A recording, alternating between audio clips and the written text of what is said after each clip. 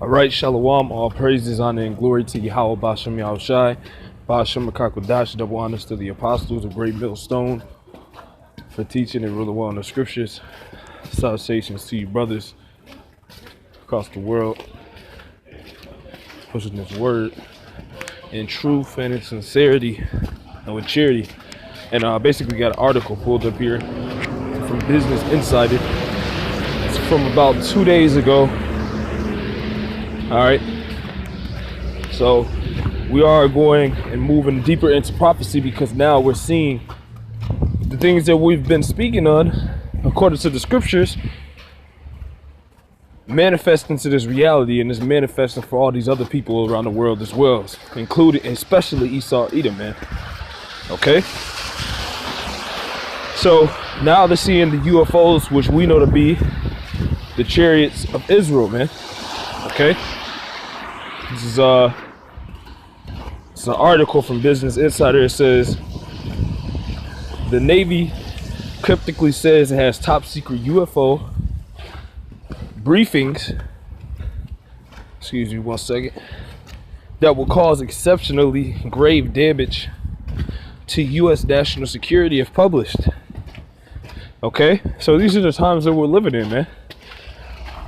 This is an actual Business Insider newsletter, news post, and they're talking about UFOs, man. This is mainstream now, so we know that the scriptures, all right, that we preach and teach on how is the Bible is week in and week out is coming to pass, man.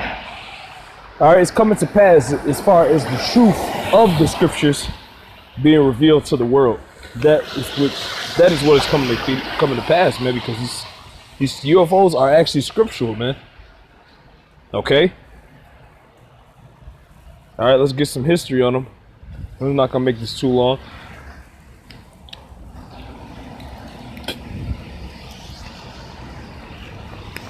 All right, let's go to the book of 2 Maccabees, the 5th chapter and the 1st verse. It says, about the same time Antiochus prepared his second voyage into Egypt. And then it happened that through all the cities, for the space almost of 40 days, there were seen horsemen running in the air in cloth of gold and armed with lances like a band of soldiers. And that is talking about the chariots, man. This is the same thing taking place again. Now this world is being reintroduced to the chariots of Israel, which are the vehicles of the Lord of this Bible. Okay, and back in, and I just showed you a time in history when Antiochus, all right, made a journey, and him and his army seen them as well, man. So now what is happening, man? Ecclesiastes 1:9 is nothing new under the sun. So the Lord is making these Edomites. He's doing the same thing. Okay, he's showing himself and he's making known his presence to the Edomites again, man. Okay, let's read a little more down. Let's read a little bit of this and put this link in the description box. It says the Navy says it has material about UFOs that, if released, will cause exceptionally grave damage to the national security of the United States. The Navy said it discovered certain briefing slides that are classified top secret in response to a Freedom of Information request, which asked about a series of videos that show pilots baffled by mysterious fast objects in the sky. And that's what Antiochus Epiphanes seen, man. That's what the Greeks seen, man. These were seen during the time of the Romans, during the time of the Renaissance. You have paintings that show these vehicles that are clothed in gold and silver in paintings from the Renaissance era, man, and from the Dark Ages, man. So we know from the scriptures that these chariots are actually what the so-called UFOs are. They're the chariots of Israel, the chariots of the Most High Yahweh Bashem Yahushai.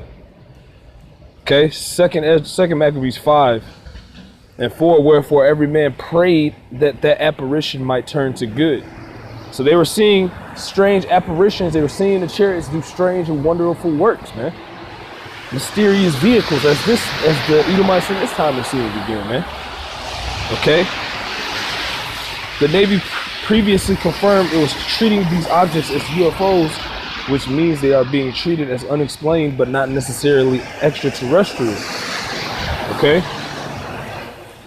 It says, one of the videos was published by the New York Times in 2017, and pilots told the Times they saw the objects accelerate, stop, and turn in ways that went beyond known aerospace technology. Okay, so this is the magnificent things the Chariots are gonna come here and do, and what they're seeing them do already, man. Okay, let's get this.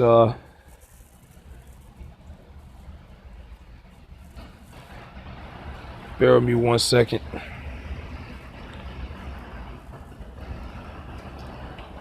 Let's get the book of Ezekiel.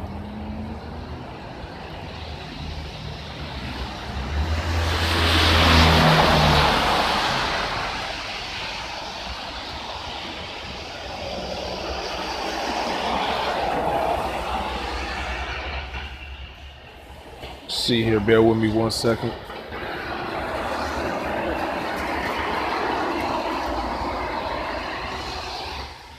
This is Ezekiel chapter 1.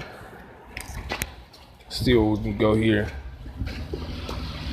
Ezekiel 1:15. Now, as I beheld the living creatures, behold, one wheel upon the earth by the living creatures with his four faces, the appearance of wheels, and their work was like, unto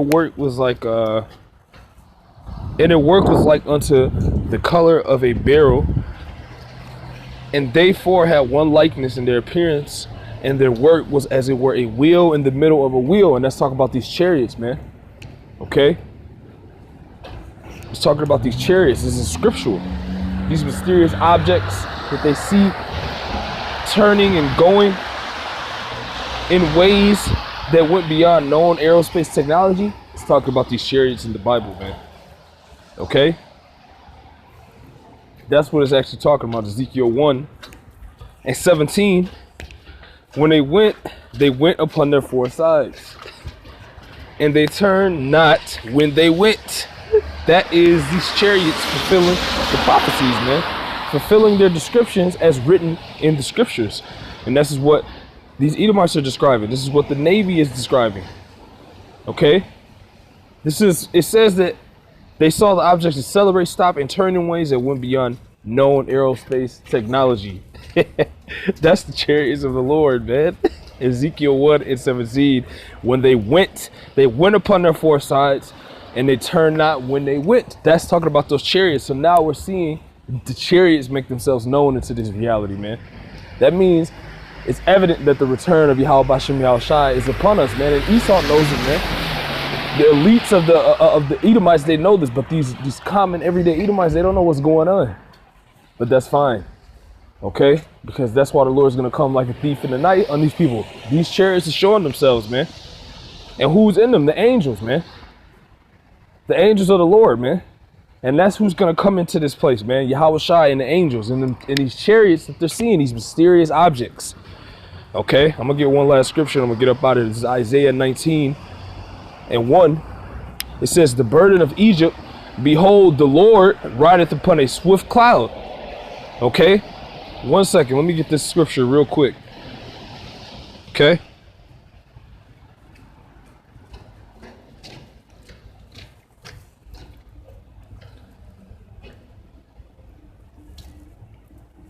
Bear with me 1 second.